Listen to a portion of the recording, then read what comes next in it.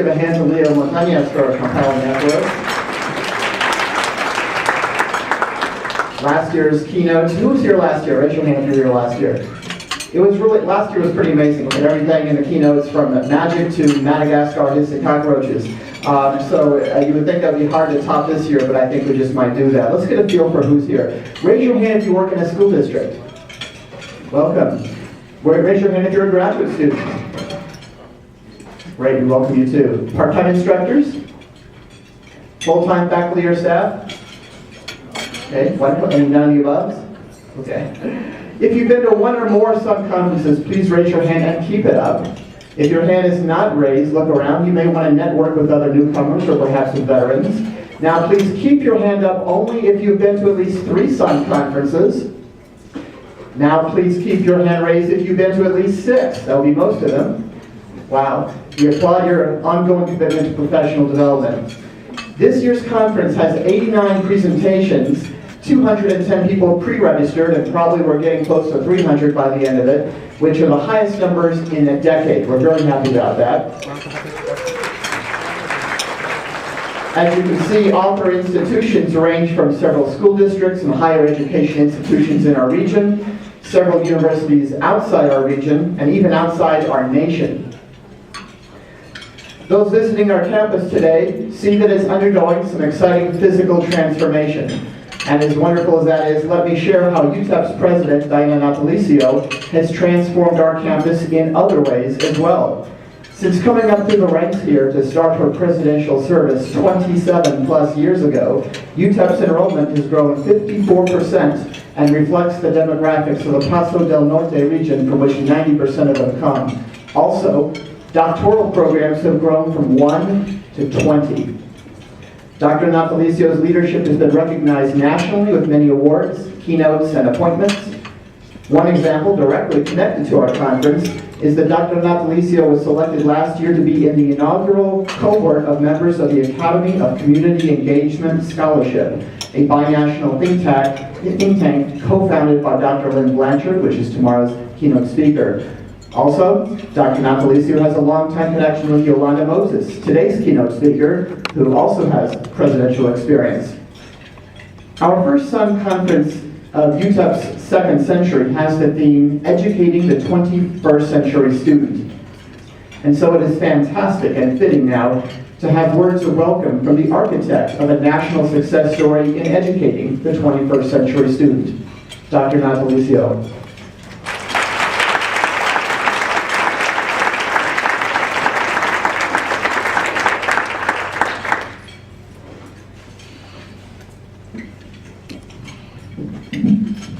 Good afternoon, everyone. Buenas tardes. I am very, very happy to see all of you here. It's such a great turnout. I don't know what's the matter with the front tables, but there must be something about that. What did you do, Larry?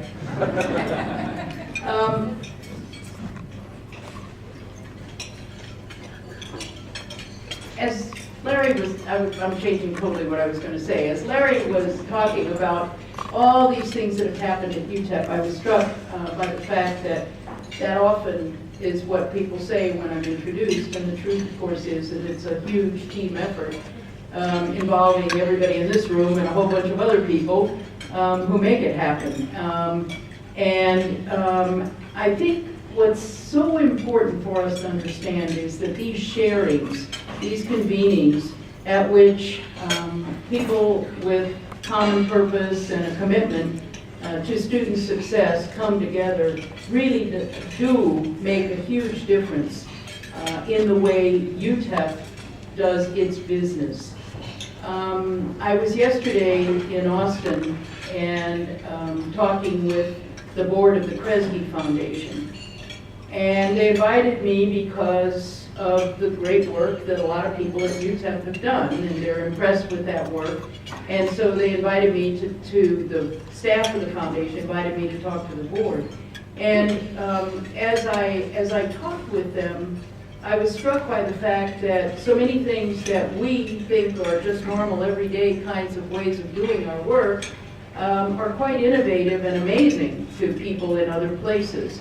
And we need to keep reminding ourselves of the fact that we have had a sustained commitment to a very student-centered mission where everybody is focused to the extent that we can be on our students' success. It's not about us, it's not about me, it's about our students. And the success of our students is really quite the remarkable story. They bring their talent and we bring the opportunities and try to create the environment in which they flourish. And that's what we do every single day. Now, what happens along the way is we get distracted by things like PeopleSoft or the construction out here that doesn't seem to get finished, and we become focused on things that kind of erode the way we think about our own efforts. And so I think my message to you today is really that your presence here, your continued interest in learning more, and the value you place on teaching is so commendable. And it's been such a success story nationally. And you should all feel extraordinarily proud and pleased to be a part of this big UTEP team. This is a wonderful, wonderful effort to create a model, national model, that others are trying to emulate. And so on behalf of all the students who are really the beneficiaries of what you do, these are extra things that you do, not eating, but coming together, right? Eating is kind of a normal thing you do, but coming together is really important. Sharing your insights, your perspectives, what works, what doesn't work. And so I want to thank Larry Lesser for all the great work he's done to revive this Sun Country Conference, because it really is an important focus on teaching and learning and the ways in which we can continue to challenge ourselves to do more and do it better. UTEP is a model. You can be proud of that, and I think that over the next several years, as we move into our second century, there are going to be some very exciting developments coming out from this campus, and you're going to see that reflected in the national visibility that we're getting. So thank you for all you do. Thank you for taking time from your busy schedules to participate in the conference, and thanks to Larry for his leadership. Have a great conference.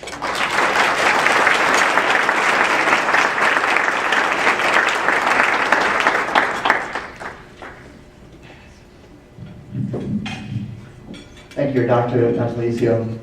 So, when I finalized the conference theme back in August, I was initially influenced by UTEP's centennial year, which ended just 9 weeks ago, actually. But the theme is more than just an arbitrary calendar artifact.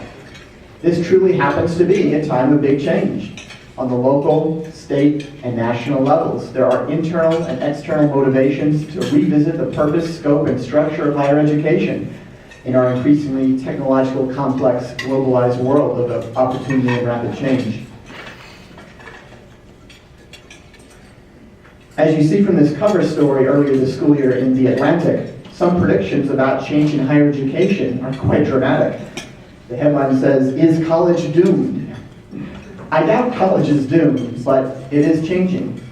In the current issue of the Rice University Alumni Magazine, there is a column by President David Lebron that includes this graphic to illustrate many trends. As you can see, the traditional classroom experience has decreased emphasis in the projected future. Other components have increased emphasis, such as civic engagement, which is the topic of tomorrow's keynote speaker. And some components are brand new, such as entrepreneurship. And by the way, David Novick is a great local person to talk to about educational entrepreneurship.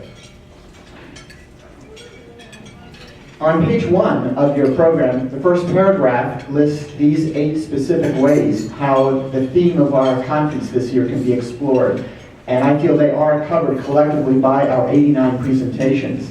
Clearly, we cannot educate the 21st century student without considering factors such as their diversity, their interest in meaningful connections to their life and community, and their interest in utilizing new technologies and media. To stimulate further reflection on connections between education and the future, I found some quotations from famous figures from the larger world. Minister and activist Malcolm X says, "Education is the passport to the future, for tomorrow belongs to those who prepare for it today." But of course that raises the question, how do we prepare for it? Well, U.S. Army General George S. Patton said, "Prepare for the unknown by studying how others in the past have coped with the unforeseeable and the unpredictable." Aside from unforeseeable financial and technological terrain we're all too familiar with, many of today's students will have careers or even majors that simply did not exist when they began their schooling. And so we must not simply be reactive about the future of education, but also proactively reflect upon how education can shape the future. As American historian and prolific author Henry Steele Commager said, "Education is essential to change, for education creates both new wants and the ability to satisfy those wants." But like the proverbial tree falling in the forest, our innovations can help us better educate 21st century students only if we know about those innovations, not if they occur only behind closed classroom doors.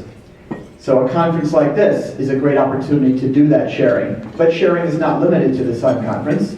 CETL's Fellows to Faculty workshops were launched this school year. We have one next week from one of our ROTA winners, next month rather. For over a year, instructors have been gathering at monthly CETL Wednesday Wisdom sessions to discuss their struggles and successes across disciplines. With the formative peer observation plans that have started this school year at UTEP, and by the way, CETL has a resource webpage on this, we can learn more about our colleagues teaching that way. And of course, we can conduct and disseminate scholarship of teaching and learning, and we will publicly announce awards on this at tomorrow's closing reception. Not to mention door prizes. In pursuit of the next milestone, we rarely pause to share and celebrate our educational successes as a community. And so the Sun Conference is a chance for us to all do just that. As one prominent example, each of the last 6 years, the University of Texas system has given Regents Outstanding Teaching Awards, shorthand called ROTA. For our non-UTEP attendees here today, I'll explain that this competition is very prestigious and rigorous. Multiple reviews of a 150-page dossier of evidence. And winners get $25,000. In those 6 years, UTEP to date has had 48 winners. That's over $1 million worth of awards if you're counting. And those winners are listed on the showcase page of the CETL website to inspire us all. So CETL has a Sun Conference tradition to honor our most recent ROTA winners at the opening luncheon.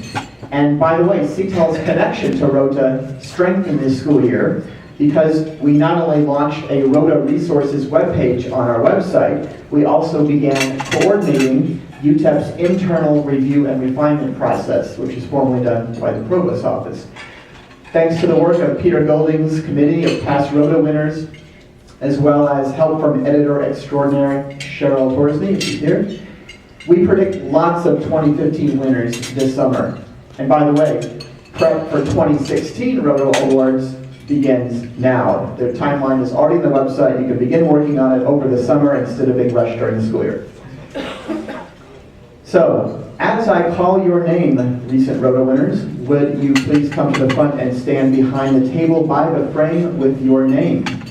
First, in the contingent faculty category from civil engineering, we have Yvonne Santiago.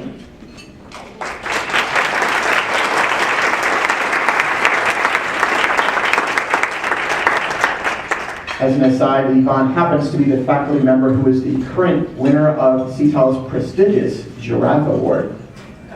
Next, we have the tenured category. From English, we have Brian Yothers.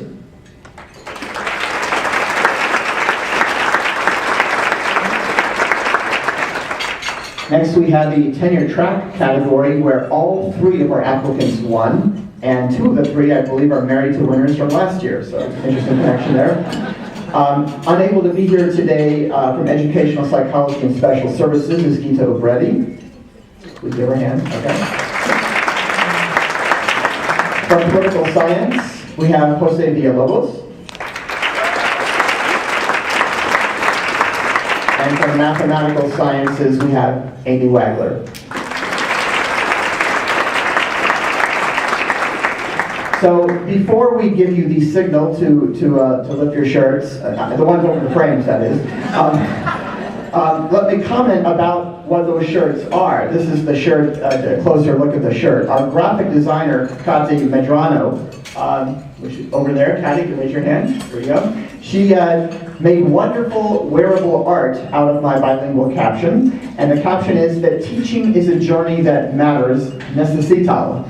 So the word matters reminds us that teaching need not and should not get lost amidst the focus on research and grants, much less PeopleSoft and construction, especially when you can actually integrate teaching and research with the scholarship of teaching and learning, which CETL has a webpage on that as well, of course. The word journey is significant because it reminds us that teaching excellence is not a one-time destination you reach and that's it. It's ongoing, reflective, lifelong work. In addition to the obvious example of keeping up with how the latest technology may affect education, there are always better practices to learn from the latest research on teaching and learning, or ideas to adapt from other disciplines you learn about. Even teaching award winners keep growing from the stimulation and feedback at professional development workshops and conferences. Speaking for myself, I know I need CETL, and that's the CETL. So, okay, on the count of 3, you will raise the CETL t-shirt and reveal what's underneath. Audience, drum roll, please. 1, 2, 3. I'm going to take the other one off also. So these ROTA winners will get to keep the shirt to model to the community this message of commitment to excellence in teaching and learning that we thank them for. Also, these wonderful framed pictures will stay on display for the conference, and then for the next 12 months be proudly displayed in the UTEP Library's main floor glass case. As they return to their seats, let's give them our thanks and congratulations.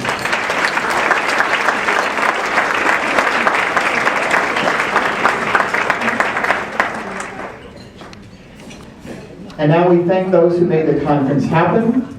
So let me introduce the Super CETL team. First and foremost, to the person most responsible for keeping CETL going during the last 7 years, our program coordinator, who creates everything from budgets to the guidebook app for this conference, Carla Ramirez.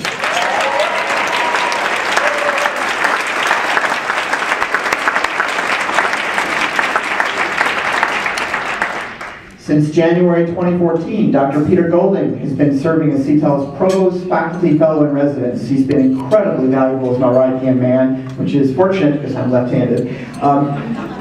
So thank you, Pedro, for your generous insight, effort, humor, and kindness.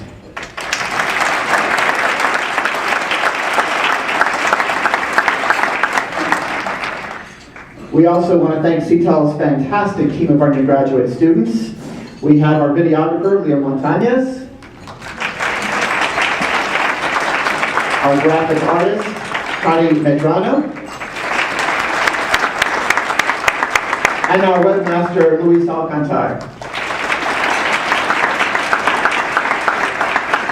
Also, we have our upstairs friends in academic technologies who lent us several student workers to help with the conference today, but they are wonderful resources and colleagues throughout the year. We thank Sodexo, especially Alex Munoz and Antonio, our chef, for the excellent food and their service. We thank Felicia Brown and her crew from Union Services for help with the site logistics. We thank UTEP Conference Services and Frank Montes de Oca and Lourdes Chief to make registration smooth. We thank Laura Acosta and Daniel Perez at University of Communications for helping with publicity work. And we also thank our CETL Council of Fellows. All CETL Fellows who are here right now, please stand so we can recognize you.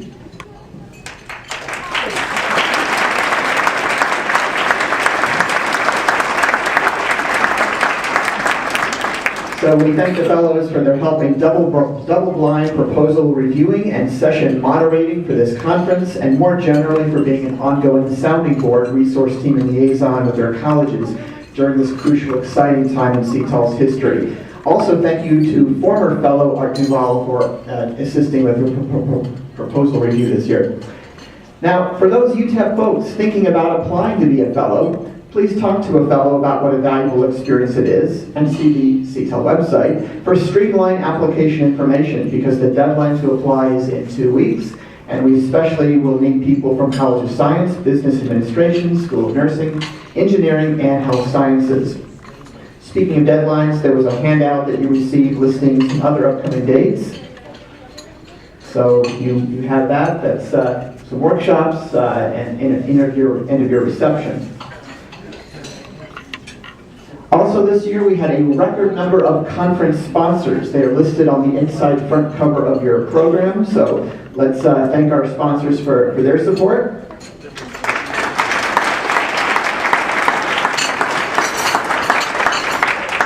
This support not only publicly testifies to the importance of teaching, but it also helps CTEL offer registration rates below actual cost to maximize attendance and affordability. I would say the food alone is worth the cost, and then anything else, the food for thought is on top of that, so it's a great deal. So 2 quick announcements before we introduce today's keynote speaker. First, that the abstracts for all 89 sessions are on the Sun Conference website. They are also accessible through the guidebook app, and they are also on handouts, which are on their registration table. So you have 3 ways to get that information. During the conference, of course, remember to wear your name badge you received at various events. And then when you are through attending the conference, you can stop at the registration table and recycle the badge holder in the designated box and fill out a short conference evaluation form, because we are looking to that. Actually, I should just do a quick poll right now. So next school year, usually the Sun Conference is the Thursday and Friday before the week of spring break. But in 2016, that's going to conflict with the SACS site visit. We don't want to run into that. So we're now looking at doing it the week after spring break instead. And so the question is, what's the optimal 2-day window? Like Monday, Tuesday, Tuesday, Wednesday, Wednesday, Thursday, or Thursday, Friday of the week after spring break? Let's just do a quick poll. Raise your hand for one of those 4 choices. Raise your hand if you like Monday and Tuesday of the week right after spring break. Tuesday, Wednesday. Wednesday, Thursday. Thursday, Friday. Okay. Carla was right once again.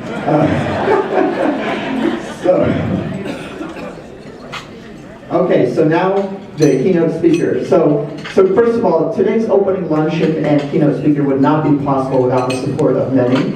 The College of Liberal Arts, the College of Business Administration, the Student Engagement and Leadership Center, the University Library, the College of Engineering, and CREATE, the Center for Research in Engineering and Technology Education. Also special thanks to Gina Nunez for her liaison with the speaker.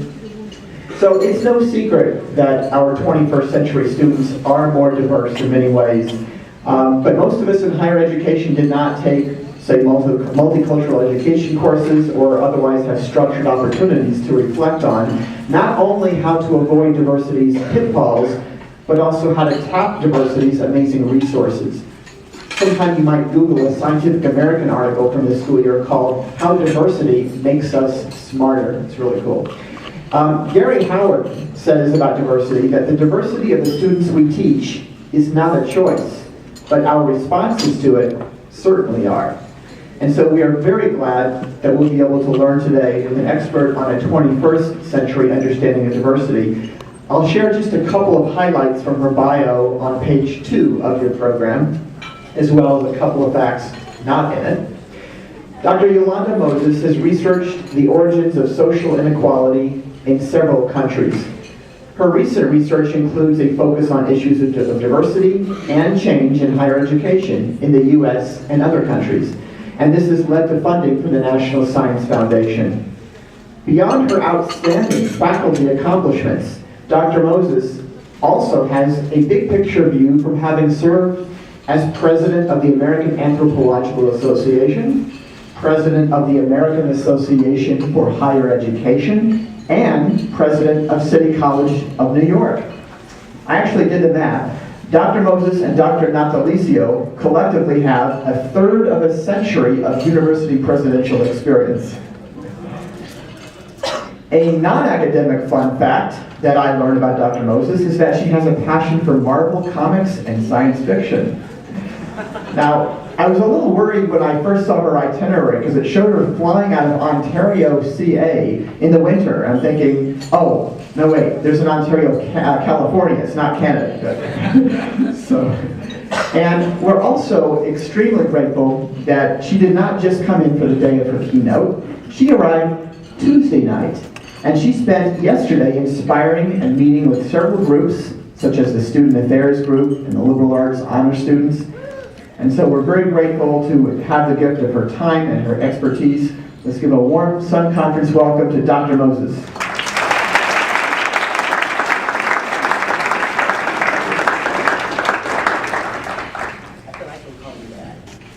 Hello, everybody.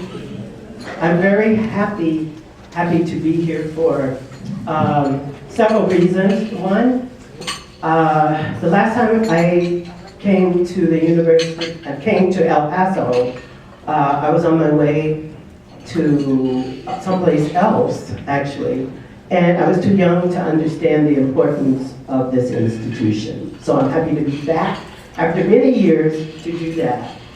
The second is that when I started my leadership journey as president of the City College of the City University of New York, which is one of the oldest public urban institutions in the United States, started in 1849 to serve underserved immigrant students in the city of New York.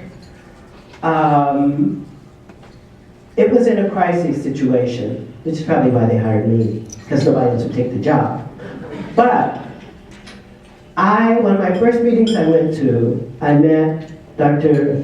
Natalicio. And what I liked about her is that she's very calm. You see how she is, she's very calm and sort of has it all together. And she had this group of novice presidents, and we were just, I had my fingernails, what are we gonna do? And she said, first of all, just take a deep breath and understand that what you're doing, not very many universities are doing across the country. It is not going to fit into the cookie cutter of what higher ed institutions look like. And you can do really great things for students. And so those things have stuck with me because our kinds of institutions, and I mean urban institutions, first generation public institutions, institutions that focus on student success and student excellence, are institutions that are in a special class and a special category. And those are the institutions that I have been drawn to and that I have served in my various leadership roles. The third thing that I'm happy to be here for and to learn is that this is the Tomas Rivera Conference Center. Tomas Rivera was the first Hispanic Latino chancellor in the University of California system.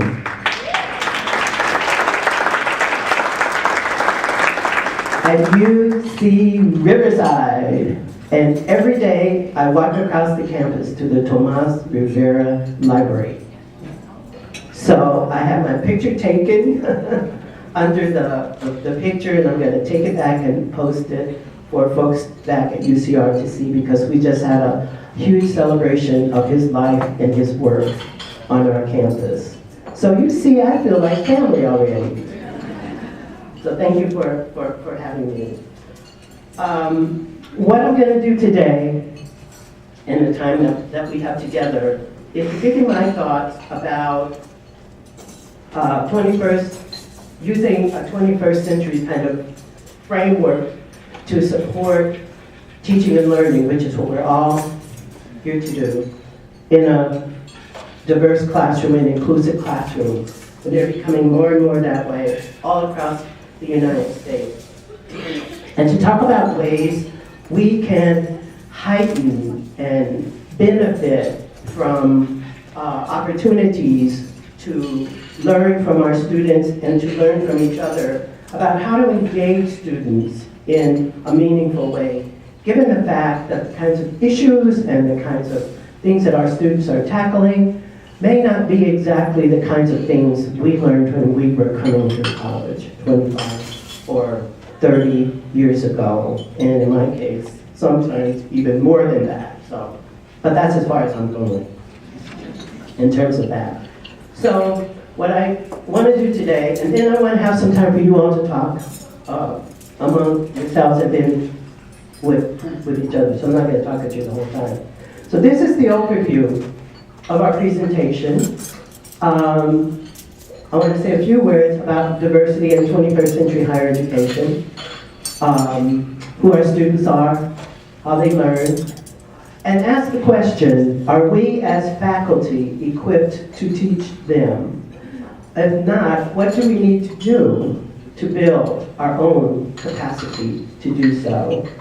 And then I want to talk a little while about pedagogies for engaged learning in a diverse environment, and the payoff for creating this kind of inclusive learning environment, and the way forward for us as faculty. Okay.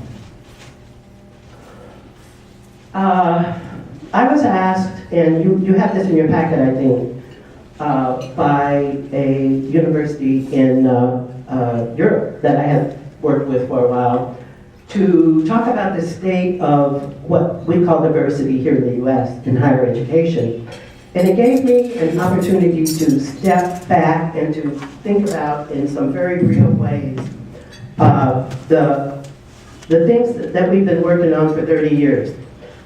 I've been on a parallel track as a professor and a university leader, which makes me schizophrenic on the one hand, but puts me in a situation where I can see the whole big picture at any given time of an institution and how all the pieces work together.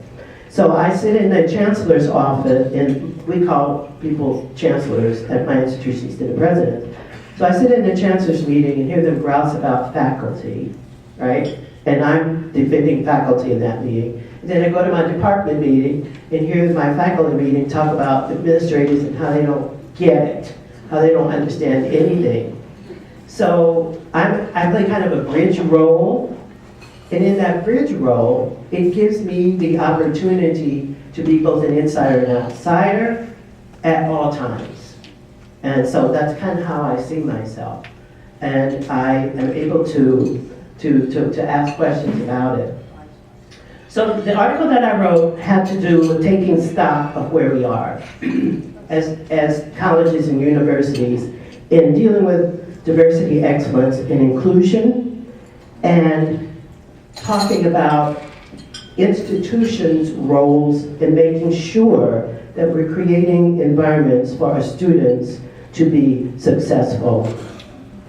So the idea of diversity and inclusion being an add-on is something that we have worked with for the past 30 or 35 years.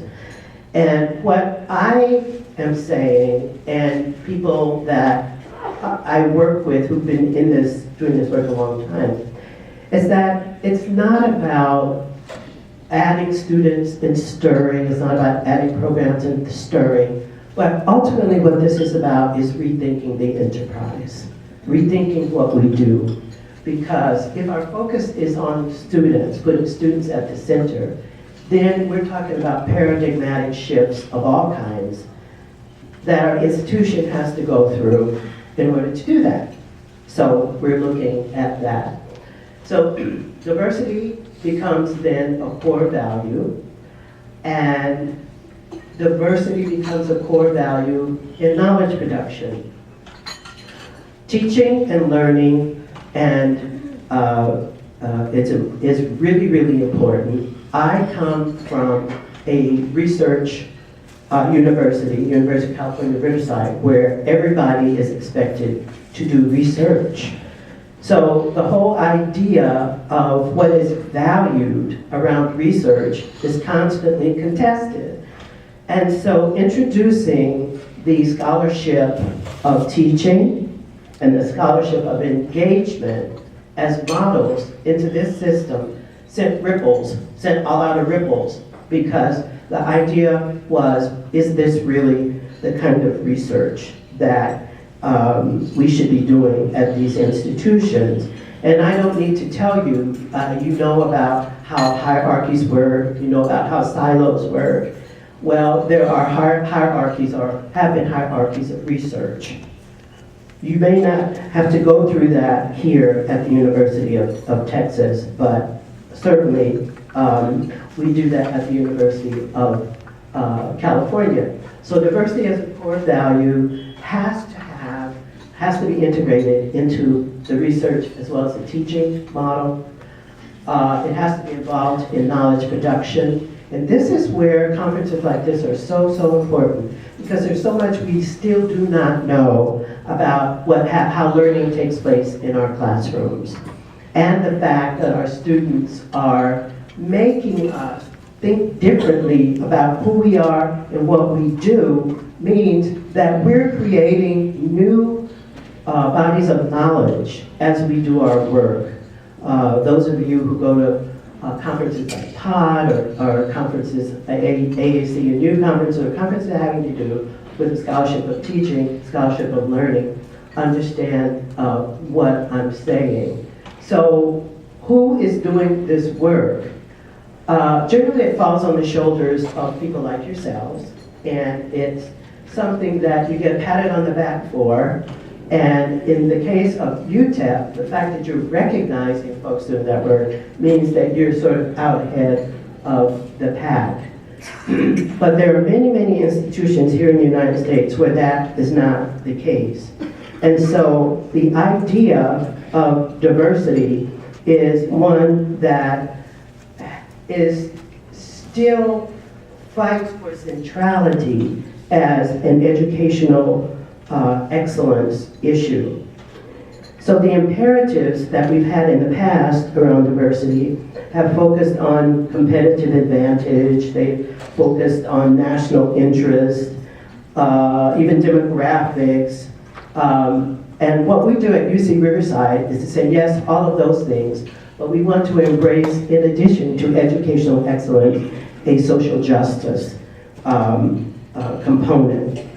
And while the US has come a long way in using its laws, its courts, the executive order of the president to create a just society, there are still structural inequalities that abound. And we've talked about those in the session that we had before.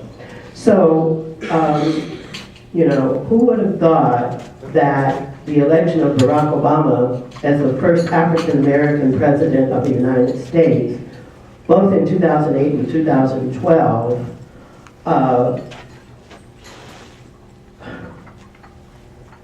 means one thing to a group of people as a symbol, but it means we're a long way from eradicating racism in this nation.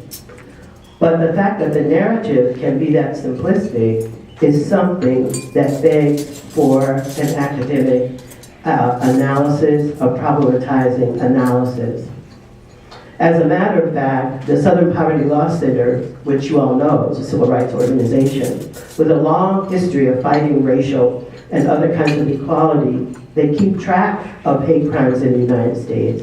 And they report, actually, that since the election of President Obama, racial and other hate crimes have actually increased in this country. So, this is a country that will have to continue to figure out new ways to educate its citizens and leaders about how to fight and eradicate structural social justice issues related to poverty, health disparities, growing wealth disparities, and the persistent achievement gaps in education, which is where we come in, just to name a few. There's also the national unfinished business of civil rights movement of the 60s, or other groups of people here in the United States. All of these issues come into our classrooms. Our students bring them, they creep in, they may or may not be a part of the official conversation, but these are issues that students have questions about and want to ask. Who would have thought that the U.S. Department of Justice in 2012 would still be responding to accusations of voting discrimination and voting injustice for minorities and poor folks in the states of Pennsylvania and Florida during the recent federal elections.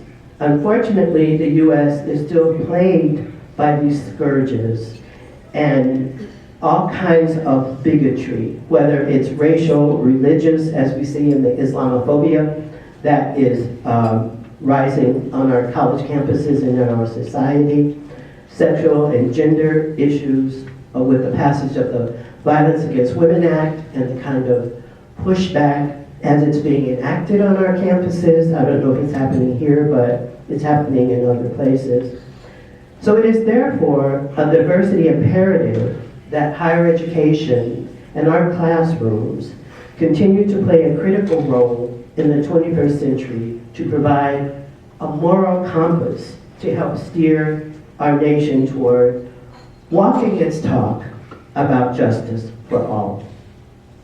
Our institutions of higher education have the intellectual, moral, and information age knowledge to create spaces where difficult dialogues can take place among our students, faculty, and staff.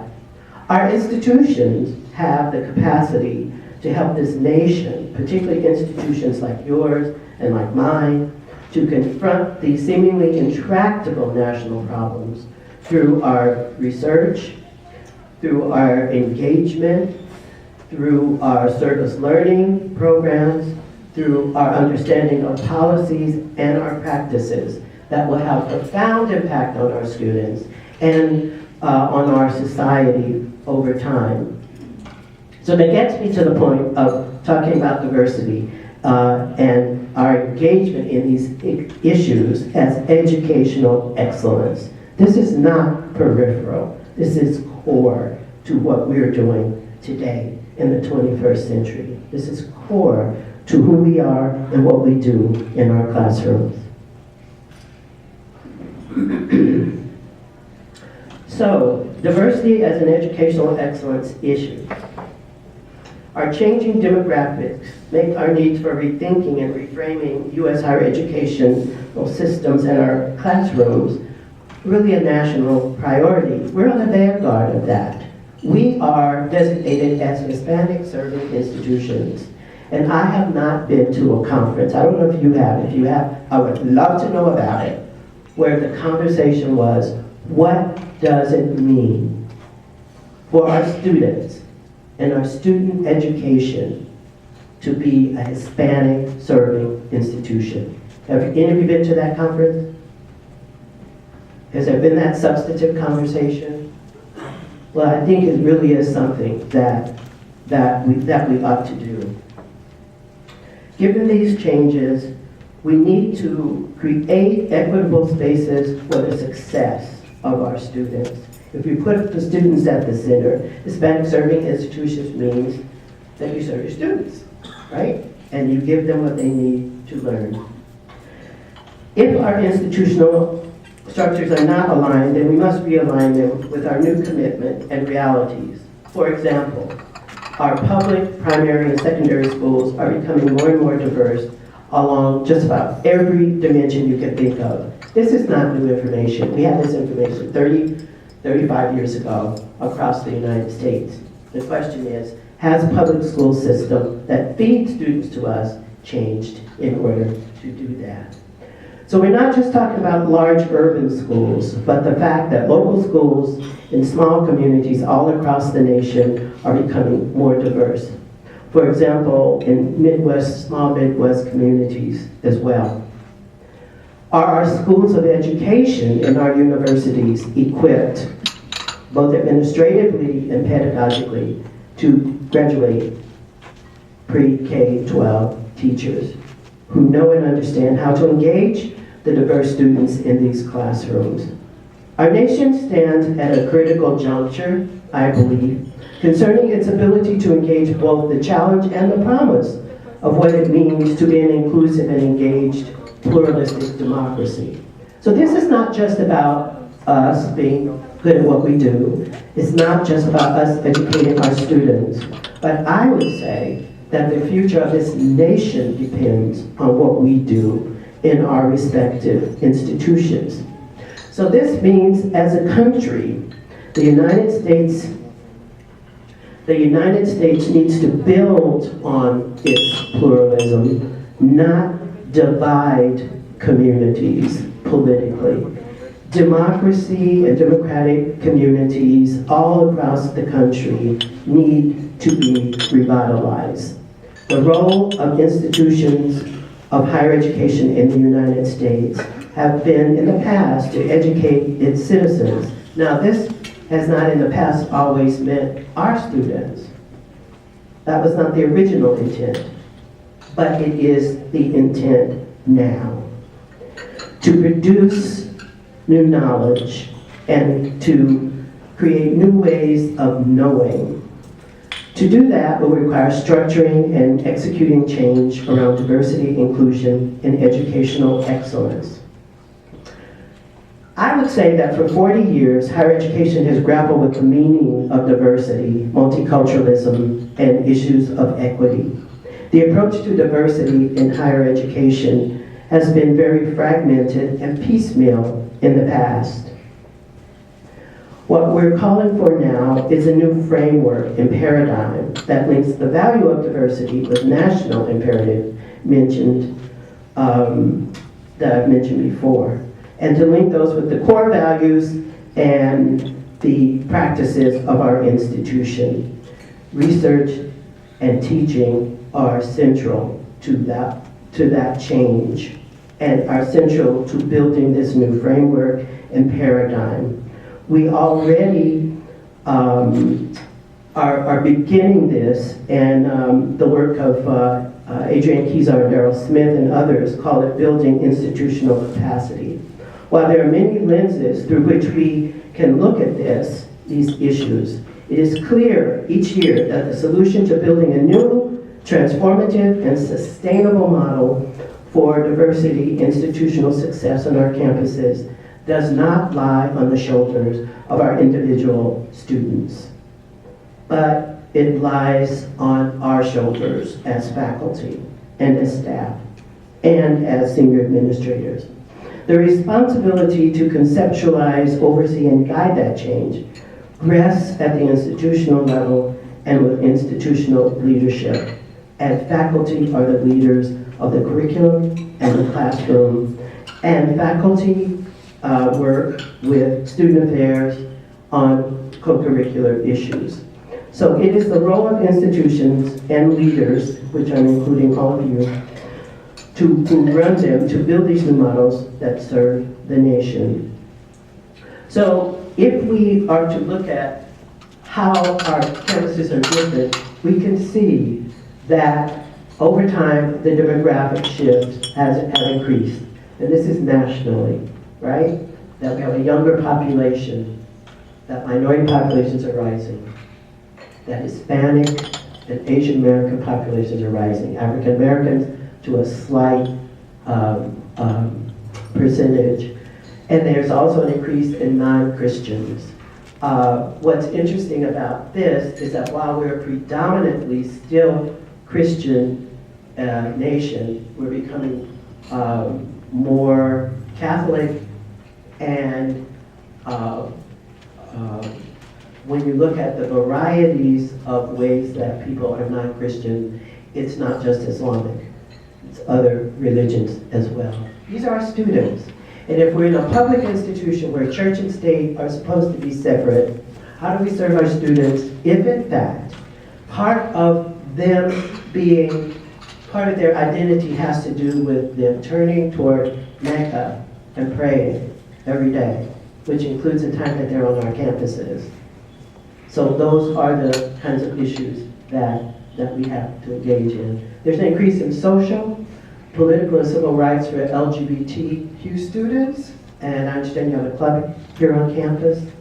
The ADA Act increased awareness of rights of our students with disabilities, and we also talk about the returning veterans who are coming back to our campuses, who represent a different kind of demographic than we have had in the past. So I asked the question, how do we build our capacity to do the cultural competency work that our students request of us? Because they do have expectations.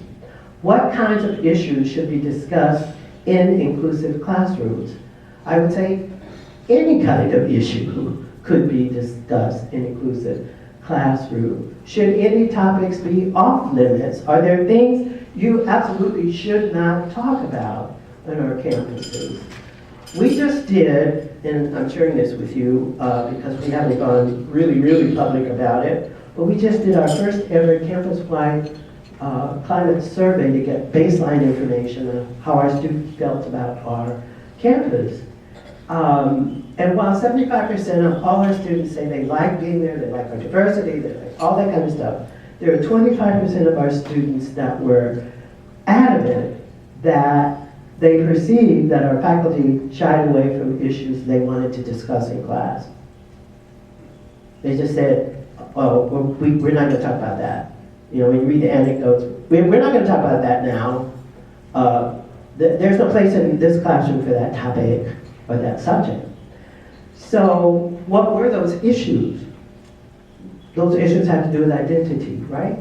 Those issues were about race, ethnicity, when you rank them. They were about white privilege. They were about, in California, we have a huge system-wide within the UC organization of Students United Against Israel around Palestinians, supporting Palestine.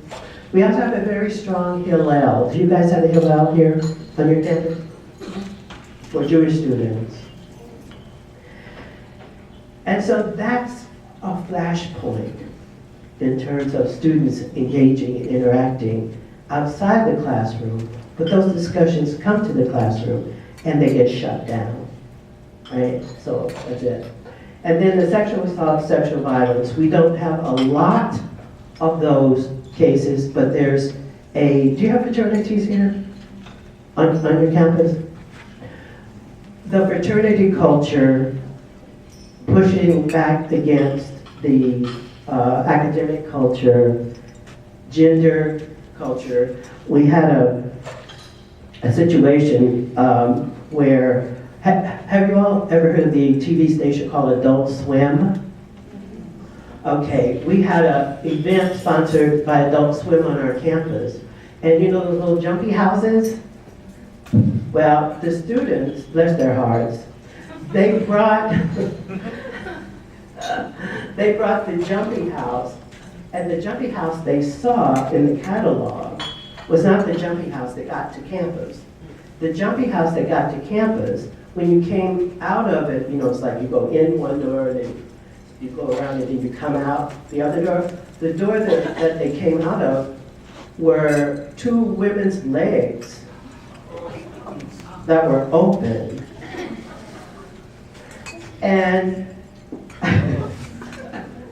it was on the grass in the commons in front of the Tomas Rivera Library. Okay, just teachable moment, right? So, of course, the fact we have a group, you know, it's sort of like the group, and the group of faculty and students and staff saw this, and so there was immediately a meeting with the ASUCR student organizers, and they said, first of all, what's wrong with that? This is Vice President of Student Body, right? And then the student affairs officers, who were very young, right, they just graduated, they said, well, you know, they have the right to bring whatever they want to on campus because they have the resources and they can spend them if we don't tell them what to do, blah, blah, blah.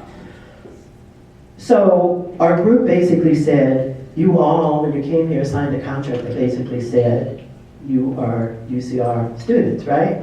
In that contract, it said that you will respect your fellow students here on campus. Is that correct? Oh yeah, did we sign that? Well, this is degrading to women.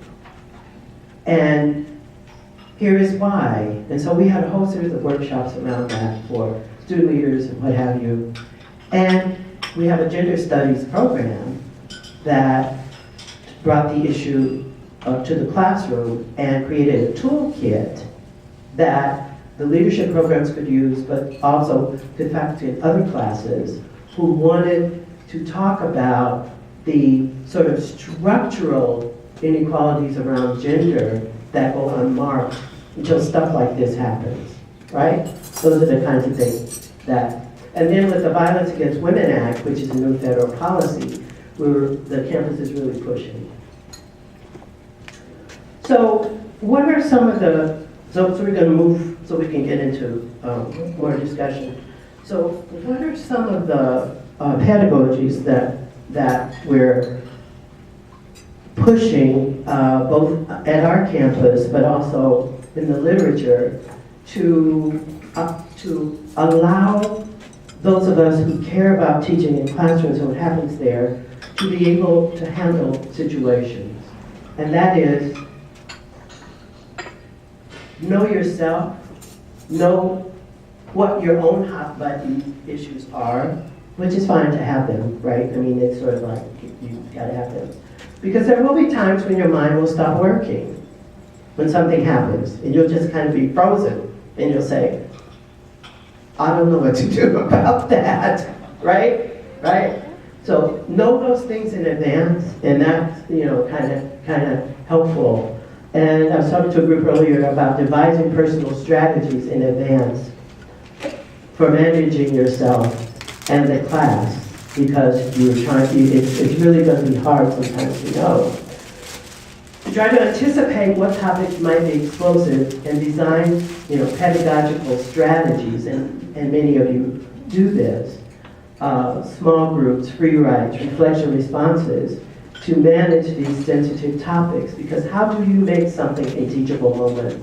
I remember the second Watts riots in Los Angeles, and I was a vice president for academic affairs at Cal State Dominguez Hills, and we could stand on our campus and see the plumes of smoke in downtown LA rising, and we had a bifurcated student population. That is, we had kids from South LA and Compton, and we had returning women students from the hills, right? From the more ritzy area of the Manhattan Beach and all those beach cities. Those are our students. And you can imagine the classroom. There were bifurcated, first of all, notions of what was actually happening. Oh, is there a riot going on? Oh, where? Downtown Los Angeles. Oh, I never go there. I don't need to go there.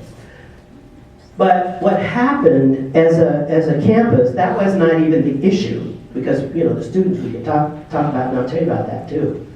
But our campus was the place, because we have a velodrome and a lot of stuff, where the National Guard bivouacked on our campus.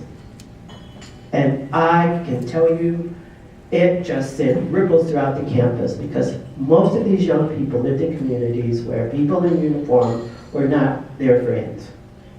And so here were these folks patrolling our campus, sort of like taking over our campus. So those are domestic students.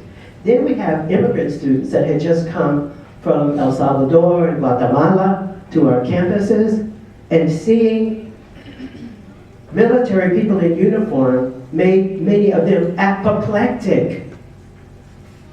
So these were the kinds of issues we were managing. So as a provost then, and I talked to the deans and to the faculty, and particularly faculty in anthropology, and I said, we're not going to get any classes done here. So let's suspend classes and bring everybody together, and who could come in a forum, and let us talk about the perspectives that people are bringing to this issue. And that's when the folks from from those elite rarefied communities heard how their fellow students were experiencing this issue. And it created opportunities for sharing and for learning. But what we had to do was to create spaces where people listened to each other. So there had to be, some ground rules and that kind of thing. That was the riots. More recently at UC Riverside, there was a big blow-up between the Israeli and the Palestinian students. And we pride ourselves on diversity, and some of our students say, we don't even know who is Jewish on this campus, because they don't identify as Jewish, they identify as white. But the group of faculty, staff, and students who came to see us said that they were experiencing, or felt they were experiencing, higher levels of anti-Semitism on the campus. This is our campus where we are committed to diversity. And this also in classes where there's differences of opinion about what's happening in Israel and what's happening in Palestine, they become personalized. And so we brought faculty together who teach these courses.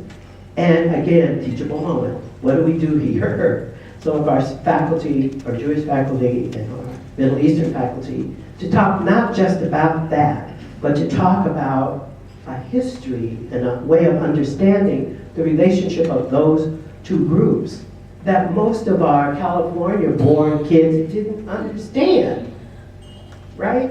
It's like, oh, I was born in Los Angeles, so I don't get this, I don't understand this, but these are my colleagues and they're in pain and I want to know and understand what this is about. So the idea of creating spaces to have these conversations is